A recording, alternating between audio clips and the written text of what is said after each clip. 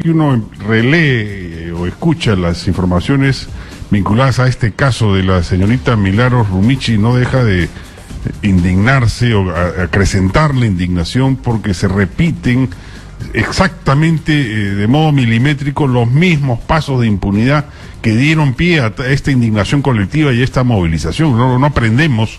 Aparentemente los policías en Tumbes no escuchan, no leen noticias, no están enterados de esta situación, no se sensibilizan al hecho y actúan exactamente igual.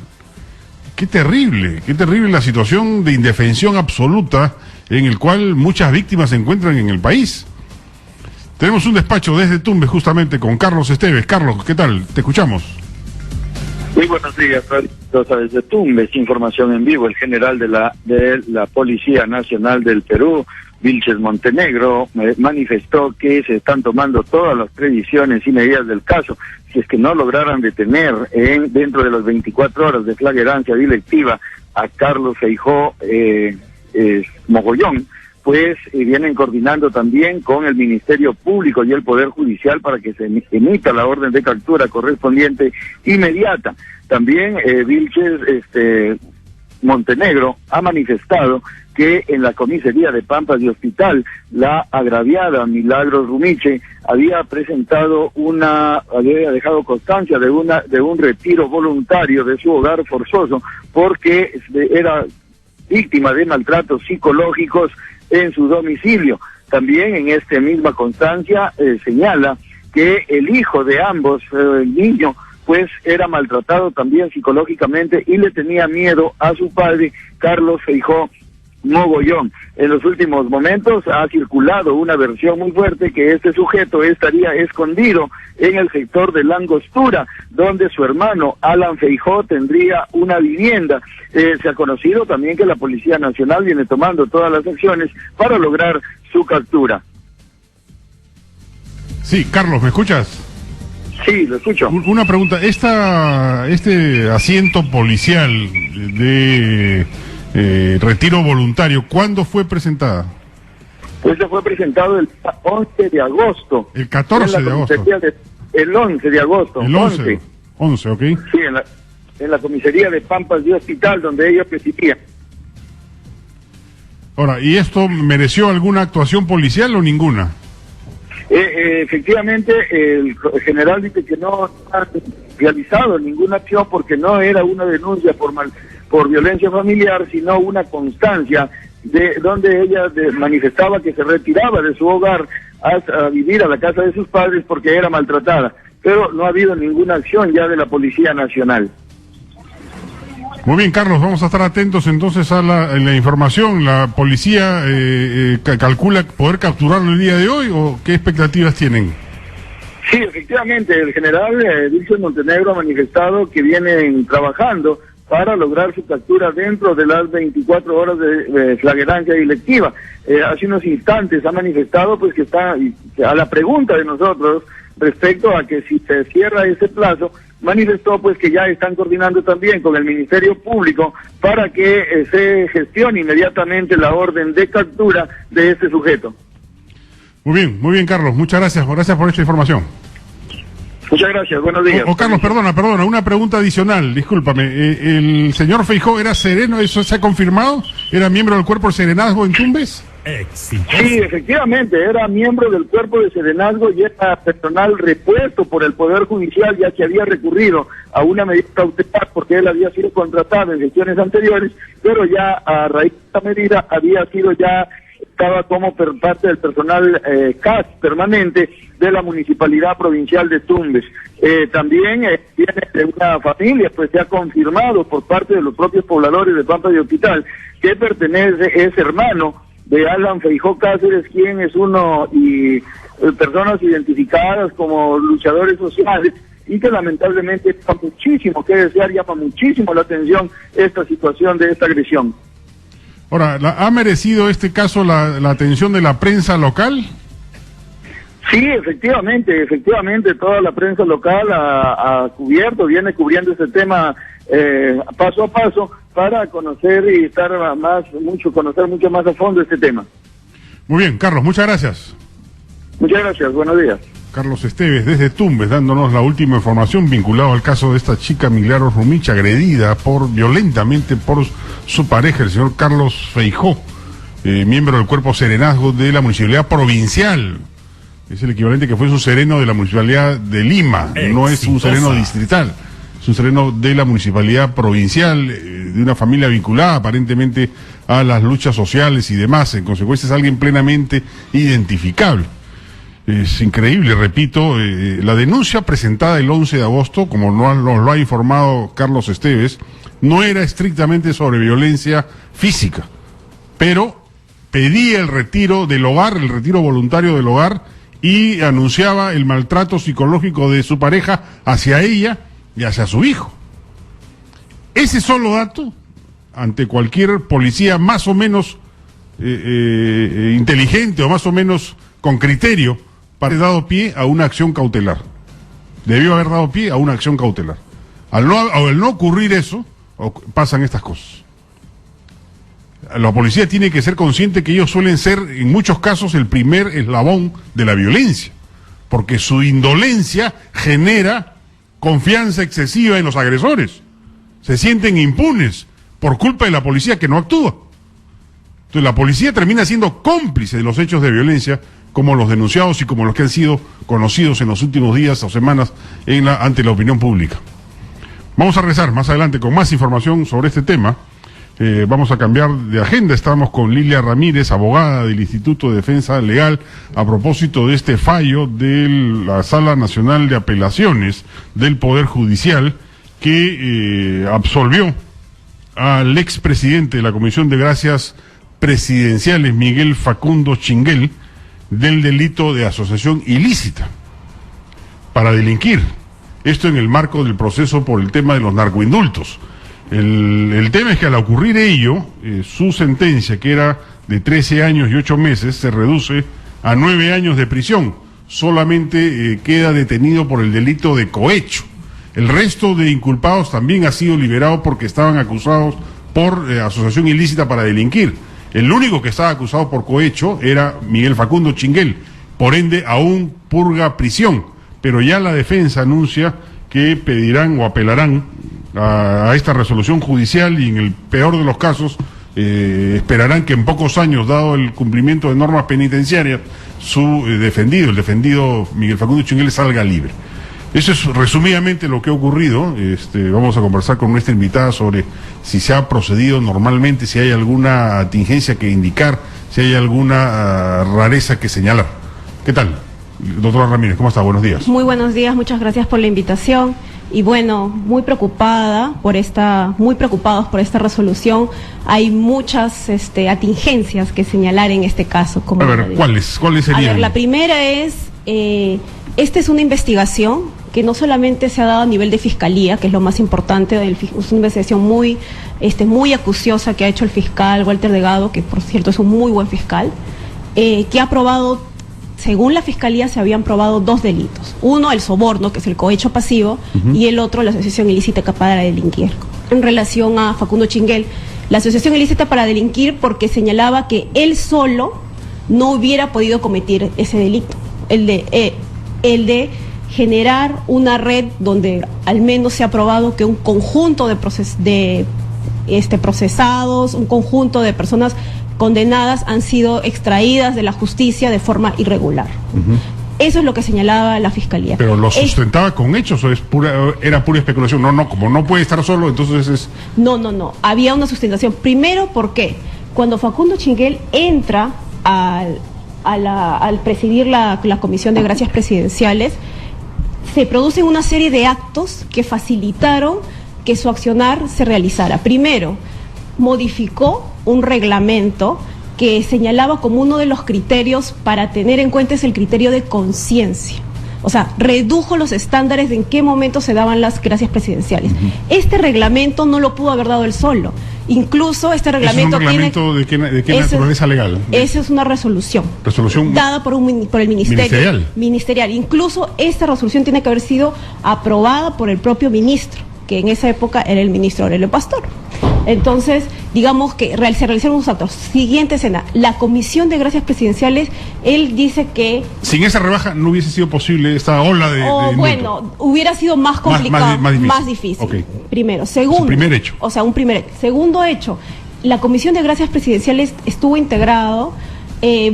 Facundo Chinguel, la defensa alega de que fue mediante un concurso, pero fue muy extraño que justamente los que ganaron ese concurso, quienes se presentaron a ese concurso, y eso lo dice el fiscal, y eso también lo dice el informe de la megacomisión, que digamos el informe de narcoindultos de la megacomisión fue uno de los mejores informes de investigación. O sea, uno lee el informe y hay muchas pruebas, y también lo señala el informe de la comisión y la fiscalía. Entonces, ¿qué cosa dicen ambos informes que llegaron por cuerdas separadas a una misma conclusión? Que primero fue integrado por personas que estuvieron muy ligadas a Facundo Chinguel, y segundo, que hubo personas que incluso tuvieron el beneficio de la conmutación que pasaron a integrar la Comisión de Gracias Presidenciales. Entonces, esta serie de indicios te llevan a decir que no fue una casualidad la forma como estuvo compuesta la Comisión de Gracias Presidenciales, la forma como se rebajaron estándares y la forma luego como él actuó frente a algunos recintos penitenciarios donde habían incluso promotores que iban y iban a decir, vengan a pedir las gracias presidenciales justamente a los procesados por tráfico ilícito de drogas. Y esa es otra cosa, ¿no? Facundo Chinguel, y también esto lo dijo el expresidente de la República, Alan García, y lo dijo también los ministros, que se habían dado estas gracias presidenciales masivas porque querían un tema de deshacinamiento, descongestionar los penales. Y esto en realidad se demostró, lo ha dicho la Fiscalía, y también en paralelo, también lo dijo el informe de la megacomisión, ambas instancias han dicho que esta tesis cae por los suelos. ¿Por qué? Porque incluso hubieron 371 personas que recibieron las gracias presidenciales, se les conmutó su pena cuando estaban con un beneficio de semilibertad, o sea, no estaban en los penales. Entonces, ¿cómo uno puede decir que se ha querido, por ejemplo, desasignar penales con este tipo de medidas, con esta política, cuando ha habido personas que ni siquiera estaban en los penales y simplemente se los extrajo de la justicia para ciertos beneficios? Facilitar su vida, facilitarle salieron de cárcel. O sea, eso está así de explícito en el atestado fiscal. Así está, eso, y en el informe de la megacomisión. O sea, acá lo que hay que tener en cuenta es que yo no soy abogado, pero esos tres hechos, esos son indicios suficientes como para sustentar el delito de asociación ilícita. Son indicios, es muy razonable. Ahora ellos dicen, pero ¿cómo puede ser asociación ilícita yo solo? ¿Cómo? El abogado dice, ¿cómo puede ser él solo un asociado ilícito para delinquir y no hay más? No, solo se le acusa a él. Lo que pasa es de que habían otros procesados y otros acusados en este proceso. No solamente era Facundo Chinguel, estaban justamente los integrantes de la Comisión de Gracias Presidenciales también procesados, y ahora con esta resolución y con este fallo, estas personas lo que va a ocurrir es van a salir libres. Entonces, es un muy mal precedente. Lamentablemente el Poder Judicial está teniendo este tipo de resoluciones bien cuestionables en materia de criterios de lucha contra la corrupción. ¿Esto es en instancia superior o suprema ya? No, esto es instancia superior. Superior, no, superior. Pues es apelable. En realidad ya es segunda instancia. Entonces va a ser apelable. La Suprema solo podría haber temas de forma. Y temas de cuestionamientos jurídicos también, claro. O sea, de fondo. Por ejemplo, el concepto por ejemplo, yo creo que la Fiscalía, la Procuraduría tendrían que pedir a la Corte Suprema que especifique indicios de asociación ilícita, ¿no? O sea, criterios de asociación ilícita. Pero es muy lamentable realmente, no solamente ha sido esta resolución, sino que han habido otras resoluciones en el caso del exministro Aurelio Pastor, han habido resoluciones en el caso de los Petroaudios, que realmente uno analiza los hechos, analiza los indicios, incluso hay videos, ¿no? Hay audios, en el caso de Petroaudios había audios, en el caso de los narcoindultos habían hasta videos de testimonios. Entonces uno dice, ¿cómo es posible que la judicatura esté tan alejada de estos estándares? ¿Este ha sido un fallo unánime en las salas? Eso, acá, de acuerdo a nosotros todavía no tenemos la resolución, eso también sería interesante, leer toda la resolución para ver cómo es que justifican esta sala, justifican O sea, la interpretación que tú haces es que no se ha sustentado debidamente. Al menos, ¿por qué no se considera a esos elementos como asociación ilícita? Exacto, al menos de lo que ha dicho el fiscal, lo que ha dicho el procurador, de lo que dice el informe de la megacomisión, digamos que es que la investigación fiscal muchas veces por un tema de investigación, hay partes de la investigación como que todavía no saltan a la luz debido a un tema de que todavía el proceso no ha terminado. Pero de acuerdo a lo que tenemos información de la Fiscalía, de la Procuraduría y del informe de la megacomisión, o sea, hay muchísimos indicios como para señalar que esto no ha sido un acto de una sola persona, ¿no? Porque al final me parece que lo que se está ocasionando con esto es decir que fue un hecho que solamente se le ocurrió a Facundo Chinguel, que él lo hizo solito todo y que no hubo ninguna otra persona más que estuvo involucrada. Y a nosotros nos parecía interesante... ¿Cuántos salen libres con esto? ¿Cuántos han salido libres o saldrían libres? Son 13 procesados. 13 procesados, de esos 13 procesados... creo que habían sido sentenciados 6, me parece que van a salir unos 4, no tengo exactamente el número, pero junto con esta si yo hubiese querido favorecer a Facundo Chinguel, hubiese hecho lo que ha hecho la Sala Nacional de Apelaciones.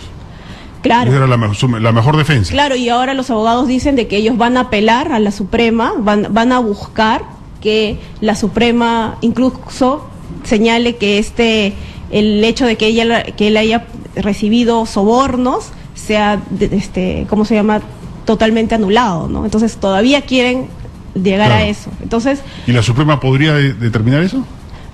De acuerdo a los indicios, no.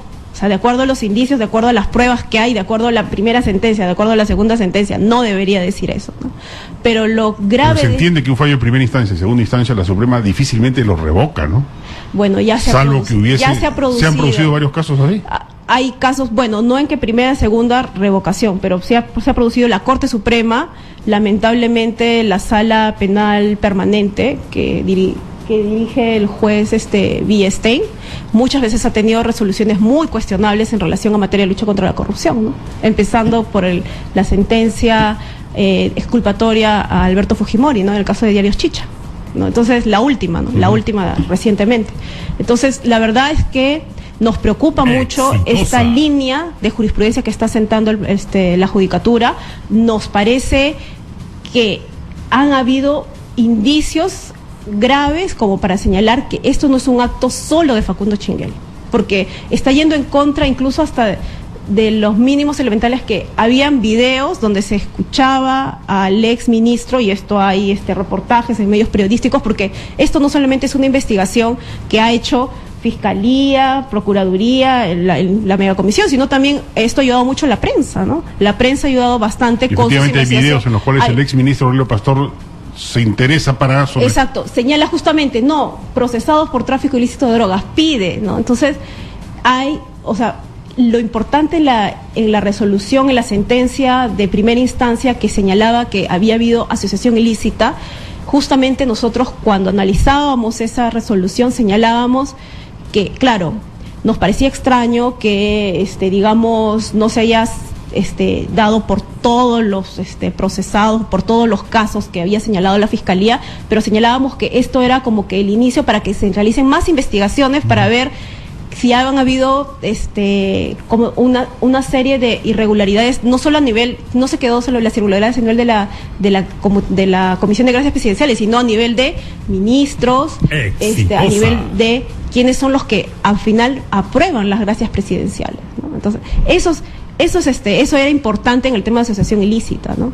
Porque se veía que esto no solamente había sido un acto de Facundo Chinguel, claro, sino porque... No es que Facundo Chinguel se iluminó y se le ocurrió modificar todo, modificó 15 porque él quería aplicar una política relajada en materia penitenciaria. Exacto, modificó 15 artículos del reglamento de la Comisión de Gracias Presidenciales que permitieron una serie de actos. Entre ellos, bajar estándares y como poner el criterio de conciencia, como para decir, bueno, yo de acuerdo a mi criterio de conciencia creo que claro, esta persona tiene que salir porque, bueno, me parece, o sea, sin dar ninguna motivación razonable. Y junto con eso también una serie de hechos, ¿no? Por ejemplo, que incluso hubieron testimonios donde personas que habían sido integrantes de la promoción de de Facundo Chinguel habían postulado para integrar esta comisión de gracias presidenciales y él mismo les avisaba, postulen, ¿no? O sea, como que estos concursos que él había realizado